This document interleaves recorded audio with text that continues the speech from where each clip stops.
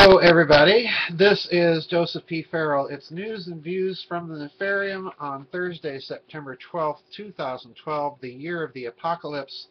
It still hasn't happened, but I think, as you can tell from the news, the Middle East exploding again, I think you can tell that they're working awfully hard on it. And I want to comment.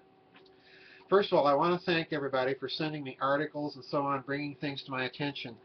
Uh, you're now sending so much that I'm getting more of that than I am myself when I'm trolling the internet for things that I think are very interesting and I want to comment about. So I want to thank everybody for doing that. And I want to explain why I missed last week. Why I missed last week is in this sheaf of papers.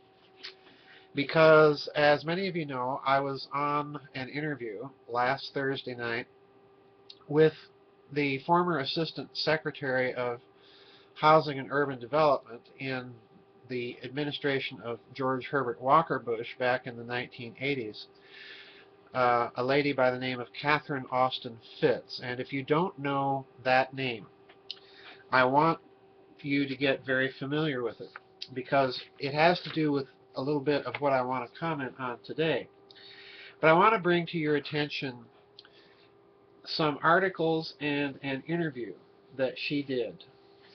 The interview, you can Google this, is called Unpacking Mr. Global, Parts 1 and 2, and these are MR transcripts. All right, these are actual transcripts of the interview with Catherine Austin Fitts, because the interview explains her take on what's going on financially in the world. And I missed the news and views last Thursday because after the interview, we had talked, I think, for about an hour to an hour and a half, which is a bit longer, I think, than her normal interviews, because she has backed into this breakaway civilization idea of Richard Dolan, just like I've backed into it.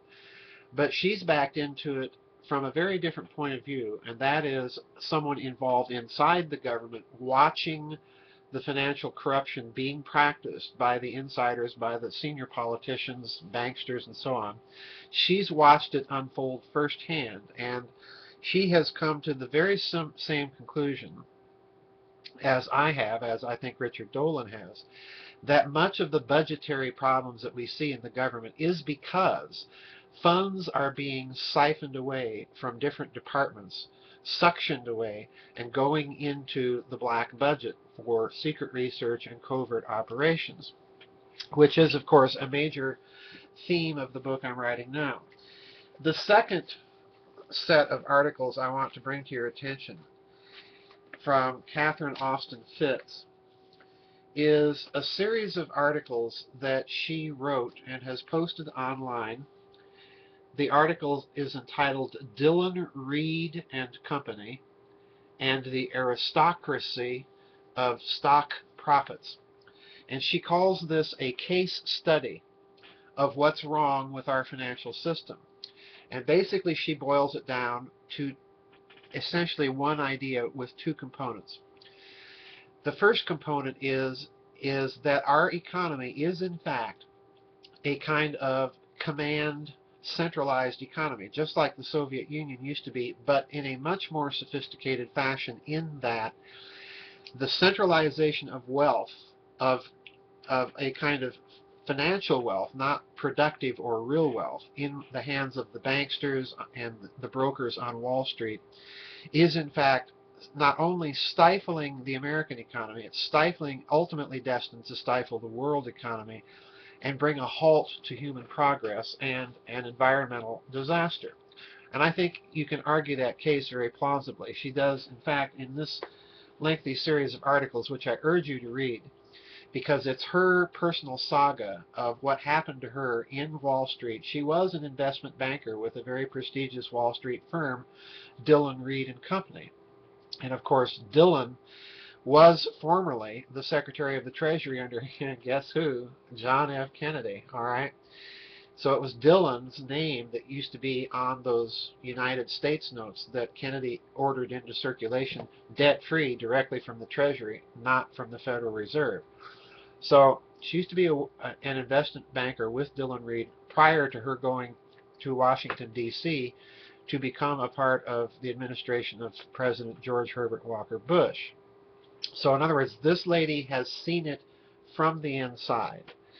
So I urge you, if you don't know her, or even if you do know her and haven't read these articles or that interview, I urge you to do so. They contain very important information.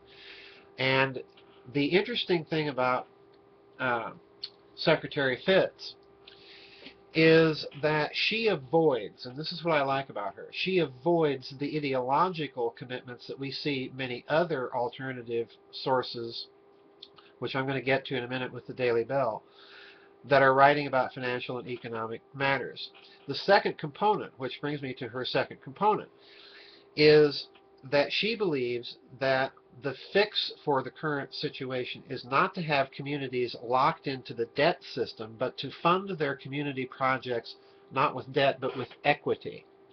And that's a very, very interesting thing because it's a localized solution, it's a decentralized solution, and by doing that, you see, it not only decentralizes the financial system, but it also begins to pay down the debt that the system has built into it. So it's a very, very intriguing hypothesis. And she never, what I am intrigued about her, she never gets into discussions about gold and so on. Now, the reason I mention gold is because, as you know, I like the Daily Bell, all right? And the Daily Bell has just come out today with an article called James Grant Calls for a Gold Standard. And way toward the end of this article, and I've commented on this before, the Daily Bell takes pretty much the doctrinaire Austrian Ludwig von Mises, Friedrich Hayek approach to economics. And they argue that any government intervention in the marketplace is not a good thing. I disagree with that, all right? And the reason I disagree is if you want a pure free marketplace, that's kind of what we had in the 19th century in a certain sense. And we saw what resulted. We had the cartels, we had child labor, there was literally nothing for the worker, and it was all for the capitalist. So I'm not in that ideological camp. But the other thing that the Austrian school gets to, and I want to read the tail end of the article here.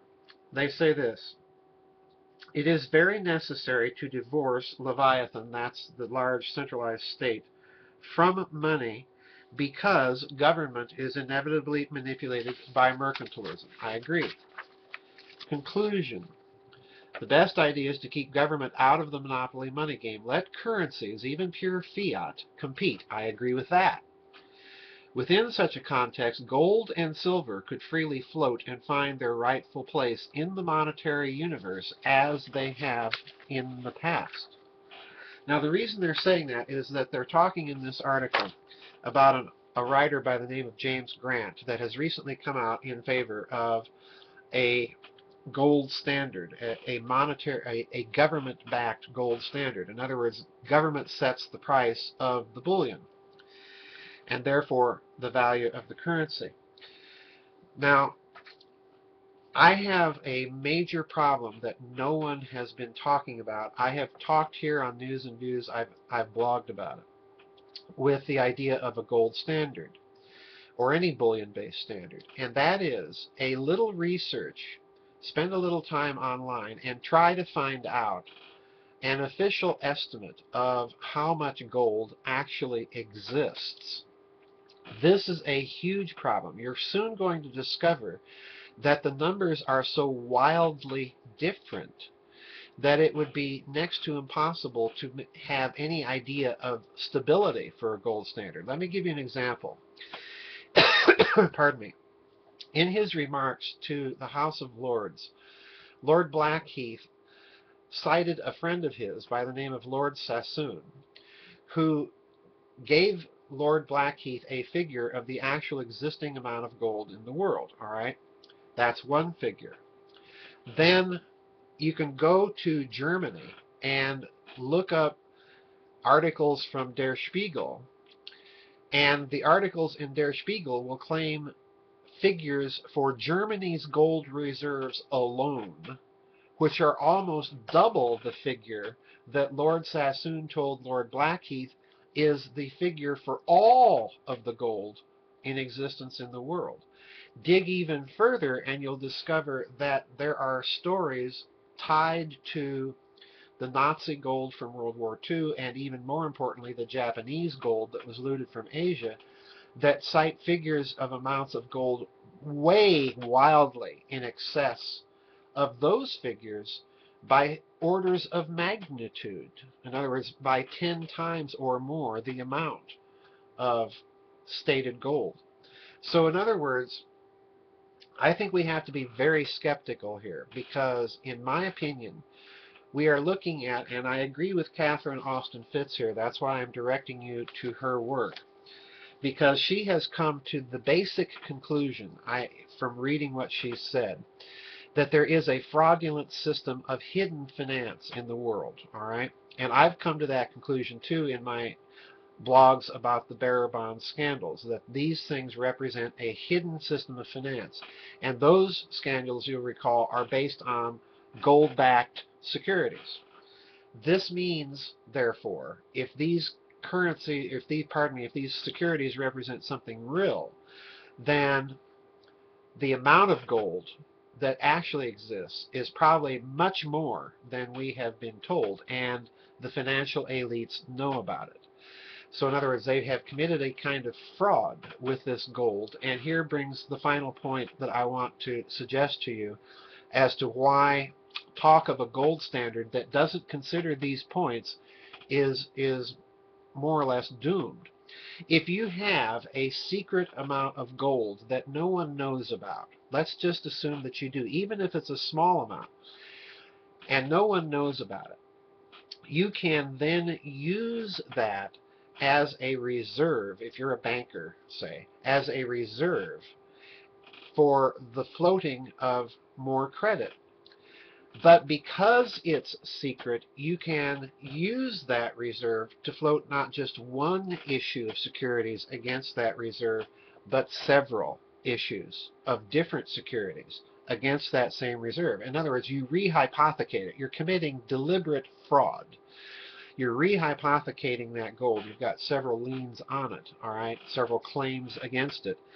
And if you're going to perpetrate that fraud and attempt to get away with it, the other thing you're going to have to do is you're going to have to issue securities that have deliberate peculiarities, because those peculiarities will allow you to turn around and denounce at a later time those securities as being faked or counterfeit. So in other words, you can literally swindle people twice out of their money, all right? So I think this is what's been going on. Catherine Austin Fitts is an important person. You need to be aware of her work. You need to be aware of her writing, her interviews, particularly this article that she's posted on the internet, Dillon, Read and Company. And you can find that at www.dunwalke, that's DUNWALKE.com, and read that article. It's kind of a long article, but I think you'll find it very worthwhile. Anyway, I've gone over time. I apologize again, folks, for missing last week. I want to thank you again for your support, your prayers, your donations, all of the items that you send me in emails to bring to my attention, technological developments, political developments, all of that. I'm very, very grateful to all of you for doing that. All right. See you on the flip side, everybody, and God bless.